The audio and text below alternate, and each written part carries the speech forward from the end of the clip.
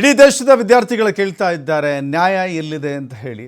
Sir Hiregowda sir, ಈಗ ನ್ಯಾಯ ಎಲ್ಲಿದೆ ಅಂತ ಹೇಳಿದ್ರೆ ಕೊನೆಗೆ ಒಂದು ನ್ಯಾಯ ಇರುವಂಥ ಜಾಗವನ್ನು ಹುಡ್ಕೋಬೇಕು ಸರ್. ಯಾಕಂತ ಹೇಳಿದ್ರೆ ಪ್ರಜಾಪ್ರಭುತ್ವ ಆಯ್ಕೆಯಾಗಿ ಬಂದಿರುವಂಥ ರಾಜರು ನಮ್ಗೆ ಮೋಸ ಮಾಡಿದ್ರು. ನ್ಯಾಯಪೀಠ ಅಂತ ಒಂದಿದೆ. ಅದ್ರ ಮೂಲಕವಾದರೂ ಕೂಡ ಒಂದು ನ್ಯಾಯತ್ವದ ಹೋರಾಟವನ್ನು ನಡಿಬೇಕು. ಈ ಬೀದಿ ಹೋರಾಟ ನಡೀತಾ ಇದೆ, ಇದೊಂದು ಉಗ್ರ ರೂಪ ತಾಳ್ತಾ ಇದೆ ಒಂದು ಭಾಗ. ಆದರೆ ನ್ಯಾಯಾತ್ಮಕವಾಗಿ ಕಾನೂನಾತ್ಮಕವಾಗಿ ಕೂಡ ಹೋರಾಟವನ್ನು ಕಂಡುಕೊಳ್ಳಬಹುದಲ್ವಾ ಸರ್? ಈಗ ನನಗೆ ಒಂದು ಮೂಲಭೂತವಾದ ಪ್ರಶ್ನೆ, ರಾಜ್ಯ ಸರ್ಕಾರ ಎಜುಕೇಷನ್ ಇನ್ಸ್ಟಿಟ್ಯೂಷನ್ಸ್ನ ನಡೆಸುವಾಗ ಕೇಂದ್ರ ಸರ್ಕಾರ ಅದಕ್ಕೆ ಪರೀಕ್ಷೆ ನಡೆಸೋದ್ರಲ್ಲಿ ಏನರ್ಥ ಇದೆ?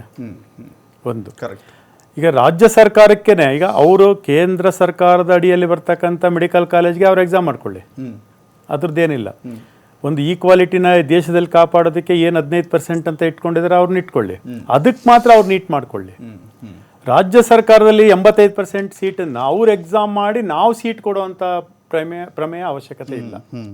ಅದಕ್ಕೋಸ್ಕರ ನಮ್ದು ಏನು 85% ಸೀಟ್ಸ್ ಇದ್ದಾವೆ, ನಾವೇ ಎಕ್ಸಾಮ್ ಮಾಡ್ಕೋತೀವಿ. ಕರ್ನಾಟಕ ಸರ್ಕಾರ ಸಮರ್ಥವಾಗಿದೆ, ನಾವೇ ಎಕ್ಸಾಮ್ ಮಾಡ್ಕೋತೀವಿ. ಸರ್, ಈಗ ಕರ್ನಾಟಕದಲ್ಲಿ ಅತಿ ಹೆಚ್ಚು ಮೆಡಿಕಲ್ ಕಾಲೇಜಸ್ ಇದೆ. ಹೆಚ್ಚಿನ ವಿದ್ಯಾರ್ಥಿಗಳು ಮೆಡಿಕಲ್ ಕಾಲೇಜ್, ಅದೇ ಎಲ್ರಿಗೂ ಕಂಡುಬಿದ್ದಿರೋದು. ಇವಾಗ ಬೇರೆ ರಾಜ್ಯಗಳಿಗಿಂತ ನಮ್ಮ ರಾಜ್ಯದಲ್ಲಿ ಮೆಡಿಕಲ್ ಕಾಲೇಜ್ಗಳನ್ನ ಸುಮಾರು 13,500 ಮೆಡಿಕಲ್ ಸೀಟ್ಸ್. ಈ ಸರ್ಕಾರದ ಕೊಡುಗೆ ಇದೆ. ಸರ್ಕಾರದಿಂದ ಸೌಲಭ್ಯ ತೆಗೆದುಕೊಂಡಿದ್ದಾರೆ, ಈ ನೆಲದ ಸೌಲಭ್ಯಗಳನ್ನು ಪಡೆದುಕೊಂಡಿದ್ದಾರೆ. ಈ ನೆಲದಲ್ಲಿರುವಂತಹ ಮೆಡಿಕಲ್ ಕಾಲೇಜುಗಳಲ್ಲಿ ಬೇರೆ ವಿದ್ಯಾರ್ಥಿಗಳಿಗೆ ಯಾಕೆ ಅವಕಾಶ? ಸರ್, ಈಗ ಬೇರೆ ವಿದ್ಯಾರ್ಥಿಗಳು ಏನು ಮಾಡಿ, ಈಗ ನಮ್ಮಲ್ಲಿ 85% ನಮ್ಮ ವಿದ್ಯಾರ್ಥಿಗಳಿಗೆ ಕೊಡ್ತಾ ಇದ್ದಾರೆ, ಕೊಡ್ಲಿ. ಬಟ್ ಅವ್ರು ಪರೀಕ್ಷೆ ಮಾಡಿ ಈ ಥರ ಪರೀಕ್ಷೆನ ಅಧ್ವಾನ ಮಾಡಿ ಅವ್ರ ಮುಖಾಂತರ ಇಲ್ಲಿ ಸೀಟ್ ಕಳ್ಸೋದು ಯಾಕೆ? ನಮ್ಮ ಸರ್ಕಾರನೇ ಎಕ್ಸಾಮ್ ಮಾಡಲಿ. KE ಭದ್ರವಾಗಿದೆಯಲ್ಲ ನಮ್ಮದು. ತುಂಬ ಈಗ 16ನೇ ಇಸ್ವಿಯಿಂದ ಬಿಟ್ಟರೆ ಇಲ್ಲಿವರೆಗೂ ಏನು ಒಂದು ಕಂಪ್ಲೇಂಟ್ಸ್ ಇರೋಲ್ಲ, ಪಾರದರ್ಶಕವಾಗಿದೆಯಲ್ಲ. ನಾವು 85% ನಾವೇ ಎಕ್ಸಾಮ್ ಮಾಡ್ಕೋತೀವಿ. ಒಂದು ನ್ಯಾಷನಾಲಿಟಿನ ಕಾಪಾಡೋದಕ್ಕೆ 15% ಇಟ್ಕೊಂಡಿದ್ರೆ ಇಟ್ಕೊಳ್ಳಿ. ಅದರಿಂದ ನಮ್ಗೆ ಎಕ್ಸಾಮ್ ಬಿಡಬೇಕು ಅವರು. ಕರ್ನಾಟಕ ಸರ್ಕಾರನೇ ಎಕ್ಸಾಮ್ ಮಾಡ್ತೀವಿ, ಸಮರ್ಥವಾಗಿದೆ. ಆವಾಗ ಕರ್ನಾಟಕದ ವಿದ್ಯಾರ್ಥಿಗಳಿಗೆ ಯಾವ ರೀತಿ ಎಜುಕೇಶನ್ ಕೊಡಬೇಕು, ಎಷ್ಟು ಮಟ್ಟದಲ್ಲಿ ಕೊಡಬೇಕು ಅನ್ನೋದು ನಮ್ಗೆ ಗೊತ್ತಾಗುತ್ತೆ. ಈಗ ತುಂಬಾ ಒತ್ತಡದಲ್ಲಿದ್ದಾರೆ ಮಕ್ಕಳು. ಉಷಾ ಮೇಡಮ್, ಈಗ ಯಾವುದೋ ಒಂದು SDA ಎಕ್ಸಾಮಲ್ಲೋ FDA ಎಕ್ಸಾಮಲ್ಲೋ ಈ ನಕಲು ನಡೆಯುತ್ತೆ, ಅದ್ರ ಮೂಲಕ ಒಬ್ಬ SDA ಆಗ್ತಾನೆ ಅಂತ ಹೇಳಿದ್ರೆ ಅವ್ನು ತನ್ನ ಪಾಡಿ ತನ್ನ ಸರ್ಕಾರಿ ಕೆಲಸ ಮಾಡ್ಕೊಂಡಿರ್ತಾನೆ. ಈ ಡಾಕ್ಟರ್ಗಳೇ ಹಿಂಗೆ ನಕಲಿ ಆಗ್ಬಿಟ್ರೆ ಜನಗಳ ಜೀವನ ಜೊತೆ ಚೆಲ್ಲಾಟಾಡ್ದಂಗೆ ಆಗುತ್ತೆ. ಎಂಥ ಕ್ವಾಲಿಟಿ ಡಾಕ್ಟರ್ಸ್ಗಳನ್ನು ನಾವು ಕೊಡ್ತಾ ಇದ್ದೀವಿ. ಎಕ್ಸಾಕ್ಟ್ಲಿ. ಈ ರೀತಿ ಹಲವು ಘಟನೆಗಳನ್ನು ನಾವು ಉತ್ತರ ಭಾರತದಲ್ಲಿ ನೋಡಿದ್ದೀವಿ.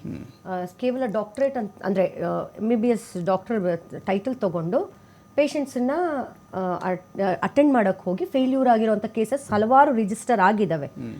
ಸೊ ನೀವು ಯಾವಾಗ ಅವರು ಆ ದಾರಿಯಲ್ಲೇ ಕರೆಕ್ಟಾಗಿ ಬಂದು ಒಂದು ಪ್ಯಾಷನ್ನಿಂದ ಓದಿ ಸರಿಯಾದ ದಾರಿಯಲ್ಲಿ ಡಾಕ್ಟರ್ಸ್ಗಳಾದಾಗ ಆ ಒಂದು ಡಾಕ್ಟರ್ ಒಂದು ಪ್ರೊಫೆಷನ್ಗೆ ನಿಜವಾದ ಮರ್ಯಾದೆ ಸಿಗುತ್ತೆ. ಅಕ್ರಮವಾಗಿ ಕ್ವೆಶನ್ ಪೇಪರ್ ಲೀಕ್ ಆಗುತ್ತೆ, ನಾನು 30 lakh 32 lakh, this was the quoting, ನಾನೆಲ್ಲ ಹೇಳ್ತಿರೋದು, ಆ ಪೇಪರ್ಗೆ ಕೊಟ್ಟಿರುವಂತಹ ವಿದ್ಯಾರ್ಥಿಗಳದ್ದು ಹೇಳಿ ಬಂದಿರೋದು 38 ಲಕ್ಷ. ಈ ರೀತಿ ಕೊಟ್ಟು ಓದೋರವ್ರು ಯಾರು ಬೇಕಾದರೂ ಡಾಕ್ಟರ್ ಆಗ್ತಾರೆ ಅಂತ ಹೇಳಿದ್ರೆ ಮಿಕ್ಕಿದವ್ರು ಏನು ಮಾಡಬೇಕು ಸರ್? ನಮ್ಮಂತ ಮಿಡಲ್ ಕ್ಲಾಸ್ ಫ್ಯಾಮಿಲಿ ಮಕ್ಕಳು ಹಾಗಾದ್ರೆ ಡಾಕ್ಟರ್ ಆಗೋದು ಬೇಡವಾ? ಇವತ್ತು ಬಡ ಮಕ್ಕಳು ಡಾಕ್ಟರ್ ಆಗೋದು ಬೇಡವಾ? ಹೆಚ್ಚು ಟ್ಯಾಲೆಂಟು, ಪ್ಯಾಷನ್ನು, ಪ್ರೊಫೆಷನಲ್ ಇಟ್ಕೊಂಡು ಓದೋ ಅಂಥ ಮಕ್ಕಳಿಗೆ ಇವತ್ತು ಹಂಗಾರೆ ನಾವು ಏನು ಹೇಳ್ಕೊಡ್ತಾ ಇದ್ದೀವಿ? ಸೊ ಈ ತಪ್ಪುಗಳನ್ನು ಬೇರೆ ಯಾರೋ ಮಾಡಿದರೆ ಅದನ್ನು ನಾವು ಆಯಿತು ಅನ್ಬೋದು. ಆದರೆ ಸರ್ಕಾರದಲ್ಲಿರುವಂತಹ ಪಕ್ಷದ ವ್ಯಕ್ತಿಗಳೇ ಈ ತಪ್ಪು, ಯಾವುದೇ ಪಕ್ಷ ನಾ ಹೇಳೋದು, ನಮ್ಮ ಪಕ್ಷವಿದ್ರೂ ಕೂಡ ನಾನು ಖಂಡಿಸ್ತೀನಿ. ಆ ರೀತಿ ಪಕ್ಷಗಳೇ ಮಾಡಿದಾಗ ಖಂಡಿತವಾಗ್ಲೂ ಸರ್ಕಾರಗಳೇ ನೇರ ಹೊಣೆ ಆಗುತ್ತೆ. ಈಗ ತಾನೇ ಟ್ವಿಟ್ಟರ್ ಮಾಡಿದ್ದಾರೆ ಪ್ರಧಾನ ಮಂತ್ರಿ ಅವರು ಅಂತ ಹೇಳಿ, ನೀವು ಬಹಳ 2-3 ಲೈನ್ ತೋರಿಸ್ತಿದ್ದೀರಾ. ನನ್ನ ದೇಹದ ಪ್ರತಿ ಒಂದು ಅಂಗ ಮತ್ತೆ ರಕ್ತವು ಮಕ್ಕಳ ಜೊತೆಗೆ ಜೋಡಣೆ ಆಗಿದೆ ಅಂತ. ನಾಚಿಕೆ ಆಗ್ಬೇಕ್ರಿ ನಿಮ್ಮ ಸ್ಟೇಟ್ಮೆಂಟ್ಗೆ.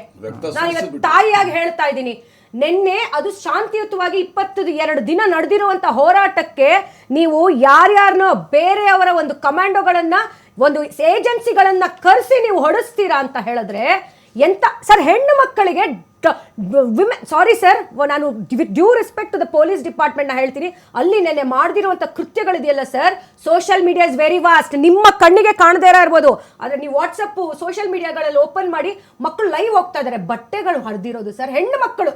ನನಗೆ ನಿಜವಾಗ್ಲೂ ಹೊಟ್ಟೆ ಉರಿಯುತ್ತೆ ಸರ್. ನಿಮ್ಮ ಮಕ್ಕಳೆಲ್ಲ ಇವತ್ತು ಸ್ಕೂಲ್ಗೆ ಹೋಗ್ತಾ ಇದ್ದಾರೆ, ಆರಾಮಾಗಿದ್ದಾರೆ. ಆದರೆ ನಮ್ಮ ಮಕ್ಕಳಿಗೋಸ್ಕರ, ಮುಂದಿನ ಮಕ್ಕಳಿಗೋಸ್ಕರ ಅಲ್ಲೆಷ್ಟೋ ಮಕ್ಕಳು ಜೀವನ ಕೊಡ್ತಾ ಇದ್ದಾರೆ, ಬಲಿ ಕೊಡ್ತಾ ಇದ್ದಾರೆ, ಹೋರಾಟಕ್ಕೆ ಕೂತಿದ್ದಾರೆ. ಯಾಕೆ ಅವರನ್ನ ಆಂಟಿ ನ್ಯಾಷನಲ್ ಅಂತೀರಾ? ನೀವು ಆಂಟಿ ನ್ಯಾಷನಲ್, ರಾಷ್ಟ್ರದ ಪರವಾಗಿ ಇವತ್ತು ಮಾತಾಡ್ತೀರಾ, ವಿದ್ಯಾರ್ಥಿಗಳ ಪರವಾಗಿ ನೀವು ಮಾತಾಡ್ತಿಲ್ಲ. ನಿಮ್ಮನ್ನ ರಾಷ್ಟ್ರದಿಂದ ಹೊರಗೆ ಹಾಕಬೇಕು. ಪ್ರಧಾನಿ ಅವ್ರನ್ನ ಹೊರಗೆ ಹಾಕ್ಬೇಕು. ಮುಂದಿನ ದಿನಗಳಲ್ಲಿ ಪಟ ಕಳಿಸ್ತಾರೆ. ಶಾಂತಿಯುತವಾಗಿ ನಡೀತಿದ್ದಂತಹ ಪ್ರತಿಭಟನೆಗೆ ನೀವು ಅದಕ್ಕೆ ಬಣ್ಣ ಹಚ್ಚಿ ಇವತ್ತು ಇಷ್ಟು ದೊಡ್ಡ ಮಟ್ಟಕ್ಕೆ ತಂದಿರೋದು. ಹಾಗಾಗಿ ಇದು ವಿದ್ಯಾರ್ಥಿಗಳ ತಪ್ಪಲ್ಲ, ಕಂಪ್ಲೀಟ್ ಆಗಿ ಗವರ್ಮೆಂಟ್ ಫೇಲ್ಯೂರ್, ಸೆಂಟ್ರಲ್ ಗವರ್ಮೆಂಟ್. ದುರಂತ ಏನು ಗೊತ್ತಾ ಮೇಡಮ್, ಈಗ ಶಿಕ್ಷಣದ ಗಂಧಗಾಳಿ ಗೊತ್ತಿಲ್ಲದವನು ಶಿಕ್ಷಣ ಮಂತ್ರಿ ಆಗ್ತಾನೆ ಜನರಲ್ ಆಗಿ. ರೈತನ ಬಗ್ಗೆ, ಹೊಲಗದ್ದೆಗಳ ಬಗ್ಗೆ ಪರಿಚಯ ಇಲ್ಲದವನು ಕೃಷಿ ಮಂತ್ರಿ ಆಗ್ತಾನೆ. ಅನಾರೋಗ್ಯದಿಂದ ಬಳಲುತ್ತಿರುವ ವ್ಯಕ್ತಿ ಆರೋಗ್ಯ ಮಂತ್ರಿ ಆಗ್ತಾನೆ. ನೋಡ್ತಾ ಇದ್ದೀವಿ, ನಾನು ಯಾರೋ ಹೆಸರು ಹೇಳೋದಿಲ್ಲ, ನೋಡ್ತಾ ಇದ್ದೀವಿ. ಅಂಥ ದುರಂತಗಳೇ ಈ ಬದುಕೆ ಕಾರಣ ಅಂತ. ಖಂಡಿತವಾಗ್ಲು ನಾನು ಅದನ್ನ ಕಮೆಂಟ್ ಮಾಡೋಕೆ ನಂಗೆ ನಿಜವಾಗ್ಲೂ ಇಷ್ಟ ಇಲ್ಲ. ಯಾಕೆ ಅಂತ ಹೇಳಿದ್ರೆ ಬಿಯಾಂಡ್ ಎವ್ರಿಥಿಂಗ್ ಒಂದು ಹ್ಯುಮ್ಯಾನಿಟಿ ಇರಬೇಕು ಸರ್. ಅಲ್ಲಿ ಹ್ಯುಮ್ಯಾನಿಟಿ ಮಕ್ಕಳು ಸರ್, ಅವ್ರು ನಮ್ಮ ಮಕ್ಕಳು, ಯಾರಾದರೂ ಏನು ಮಕ್ಕಳೇ ಅಲ್ವಾ ಸರ್. ಅದನ್ನು ನಾವು ಹೋಗಿ ಮಾತಾಡಿದ್ರೆ, ಒಂದು ಡೈಲಾಗ್ ಓಪನ್ ಮಾಡಿ ಏನು ನಿಮ್ಮ ಸಮಸ್ಯೆ ಅಂತ ಕೇಳಿದ್ರೆ, ನಿಮ್ಮ ಮನ್ ಕಿ ಬಾತು ಹೇಗೆ ರಾಷ್ಟ್ರಾದ್ಯಂತ ನೋಡ್ತಾರಲ್ಲ, ನಿಮ್ಮ ಮಾತು ನೀವು ಹೋಗಿ ಅಥವಾ ಒಂದು ವಿಡಿಯೋ ಕಾನ್ಫರೆನ್ಸ್ ತಗೊಂಡು ನಾನು ಇದೀನಪ್ಪ, ನಿಮ್ಮ ಸಮಸ್ಯೆ ಏನು, ನೀಟ್ ತಾನೆ, ಆಯ್ತು ಅಂತ ಹೋಗ್ಲಿ ಬಿಡಿ. ಯಾಕೆ ದೇಶದ ಪ್ರಧಾನಿಗೆ ಹೋಗೋ ಧೈರ್ಯ ಇಲ್ವಾ? ವಿದ್ಯಾರ್ಥಿಗಳನ್ನ ಫೇಸ್ ಮಾಡೋ ಧೈರ್ಯ ಇಲ್ವಾ? ವಿಡಿಯೋ ಕಾನ್ಫರೆನ್ಸ್ ನೇರವಾಗಿ ನಿಂತೆ ಮಾತಾಡ್ಲಿ. ಮೀಡಿಯಾಗೆ ಬಂದಿದ್ದಾರೆ, ನಿಮ್ಮನ್ನೇ ಫೇಸ್ ಮಾಡೋ ಧೈರ್ಯ ಇಲ್ಲ, ಮೀಡಿಯಾದವರಿಗೆ ಫೇಸ್ ಮಾಡೋ ಧೈರ್ಯ ಇಲ್ಲ ಅಂದ್ರೆ ಬಹಳ ಚುನಾವಣೆ ಮಾತ್ರ ರಹದಾರಿಯಲ್ಲಿ ಹಿಡಿಯುವಂತಹ ಪಕ್ಷವಾಗಿದೆ ಹೊತ್ತು ಅಷ್ಟು ಚಾಣಕ್ಷತನದಿಂದ ನೀವು ಚುನಾವಣೆಗಳನ್ನ ಮಾಡ್ತೀರಾ ಅಂದ್ರೆ ಈ ಎಕ್ಸಾಮ್ ಟ್ರಾನ್ಸ್ಪರೆನ್ಸಿ ನಿಮಗೆ ಕಾಪಾಡೋ ಯೋಗ್ಯತೆ ಇಲ್ವೇನು? ನಮ್ಮಲ್ಲಿ ತಜ್ಞರಿಲ್ವೇನು?